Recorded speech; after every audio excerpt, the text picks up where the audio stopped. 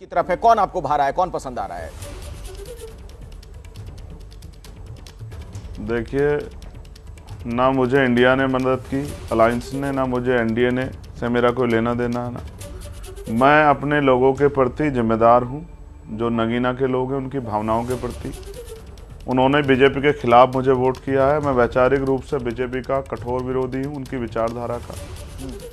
दूसरी बात, देश भर में हमारा संगठन है, उन लोगों के साथ मिलकर हम वैचारिक काम कर रहे हैं, तो हम अपनी पार्टी के साथ खड़े हैं।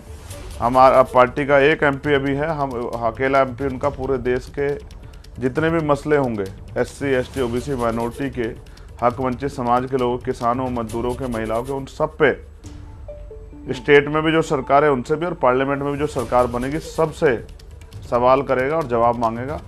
आज़ादी के 70 साल से ज़्यादा बाद भी लोगों को बुनियादी सुविधा नहीं, इसका जवाब सरकारों को देना पड़ेगा।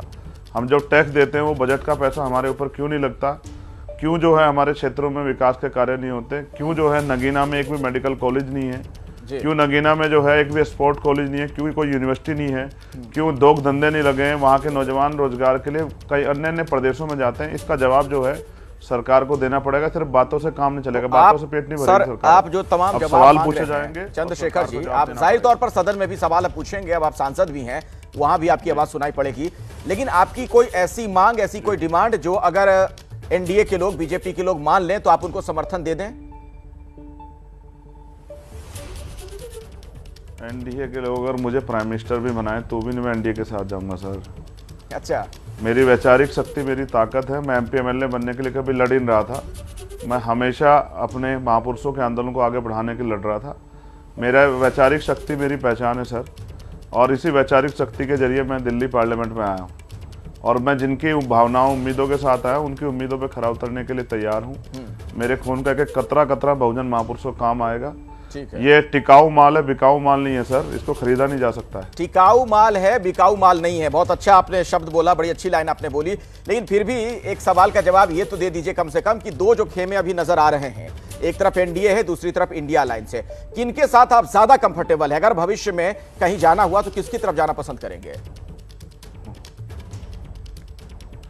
आप मुझसे जबरदस्ती कुछ सुनना चाहते हैं कि भाई मैं किसी पार्टी का नाम ले दूं या किसी अलायंस का? छोड़िए ना, आप मुझसे ये पूछिए कि अब आप करोगे क्या। मैं आपको कुछ बताता हूँ। यही बताइए, क्या करिएगा? अगर अब किसी दलित बच्चे का, पिछड़े वर्ग के बच्चे का, आदिवासी बच्चे का, किसी आदिवासी बच्चे का अगर किसी भी कॉलेज यूनिवर्सिटी में शोषण होगा जाति के आधार पर, धर्म के आधार पर, मुसलमानों का, तो चंद्रशेखर आजाद आपको लड़ता दिखाई देगा। किसी दफ्तर में किसी दलित, पिछड़े, आदिवासी कर्मचारी का, या माइनॉरिटी के मुस्लिम, सिख, जैन, बौद्ध, ईसाई कर्मचारी, न्याय पसंद किसी भी जाति कर्मचारी का अगर कोई उत्पीड़न करेगा सोच के जाति धर्म के आधार पे, तो उसको चंद्रशेखर आजाद से मुकाबला करना पड़ेगा। अगर आरक्षण संविधान के खिलाफ कोई आवाज उठेगी, दलितों पिछड़ों के आरक्षण का, उसको दिन में तारे दिखा देगा चंद्रशेखर आजाद। इस बात को पार्टियों को, सरकारों को समझना पड़ेगा। वो दिन चले गए? नहीं, तारे तो आप आरक्षण को बैठकर तारे तो एक तरीके से आपने मायावती जी को भी दिखा दिए हैं, क्योंकि जिस नगीना सीट से आपने बीएसपी वाली सीट झटक ली है, जो दलित और मुस्लिम बाहुल्य सीट माना जाता था, तो क्या अब बीएसपी वाले जो वोटर्स हुआ करते थे, परंपरागत तौर पर उनके साथ रहते थे, जो कहा जाता था, सब अब आपके साथ हैं? आपने क्या उन्हें रिप्लेस कर दिया है, मायावती जी को? देखिए, मैं आपको बताता हूं भाई, खाली दलित मुसलमानों ने मुझे वोट नहीं किया, पिछड़े वर्ग के लोगों ने, अति पिछड़े वर्ग के लोगों ने, पाल ने, प्रजापति ने, कश्यप ने, सैनी ने, मौर्य ने, साक्य ने, कुशवा ने, बिंद, राजभर, जितनी भी जातियां, हमारे जाट ने, गुर्जर ने, सब ने अपनी क्षमता से बढ़कर, किसान जाति में मजदूरों ने मुझे वोट किया।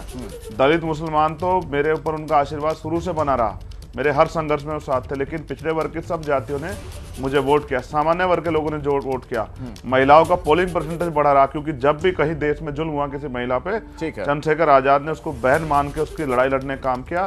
तो महिलाओं ने मुझे बेटा मान के, भाई मान के आशीर्वाद दिया। भूखे प्यासे रह के, रमजान के समय, रमजान के बाद का दौर था, जो लोग घर आए मुझे वोट डाल के गए, तो मैं उस मिट्टी का कर्जदार हूं। उन्होंने गरीब के बेटे को इज्जत दी है, उस मिट्टी के कर्जदार हैं, जाहिर तौर पर उस कर्ज को आप उतारना भी चाहेंगे। एक आखिरी सवाल ये है, क्योंकि इस बार उत्तर प्रदेश में समाजवादी पार्टी ने एक तरीके से कमाल कर दिया, अपने गठन के बाद से सबसे अधिक सीटें ली हैं सपा ने। अखिलेश यादव को कैसा नेता आप मानते हैं? देखिए, अखिलेश जी अच्छे नेता हैं, मगर ये कमाल सिर्फ अकेले उन्होंने नहीं किया है।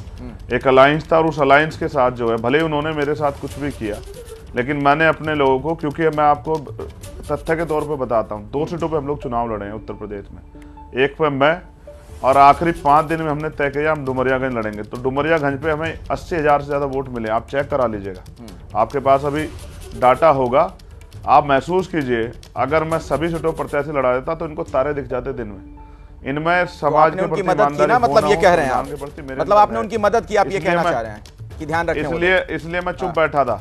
जी।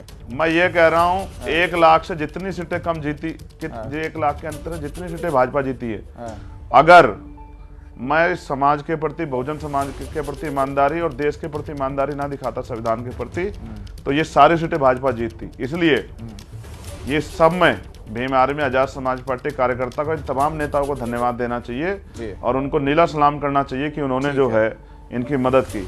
दूसरी बात, अब सीवर में, चाहे वो गांव में हो, शहर में हो या कहीं भी किसी प्रदेश में हो, अब सीवर में हमारा आदमी नहीं मरेगा, ठेकेदार संविदा पे हमारा खून नहीं चूसा जाएगा।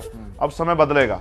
अब महिलाओं को भट्टों पे उसके काम करने के साथ साथ बहुत दिन। चलिए, बहुत अच्छी बात है चंद्रशेखर जी, जो आप बात कह रहे हैं उसी पर अगर आप कायम रहते हैं, आगे भविष्य के लिए आपको शुभकामनाएं, क्योंकि ये बातें कहने वाले बड़े नेता है, बहुत नेता है दलितों के, और लेकिन किसी ने उस तरीके से किया नहीं कल्याण। तभी तो आज भी आजादी के दशकों बाद भी लगभग उसी तरह की स्थिति है।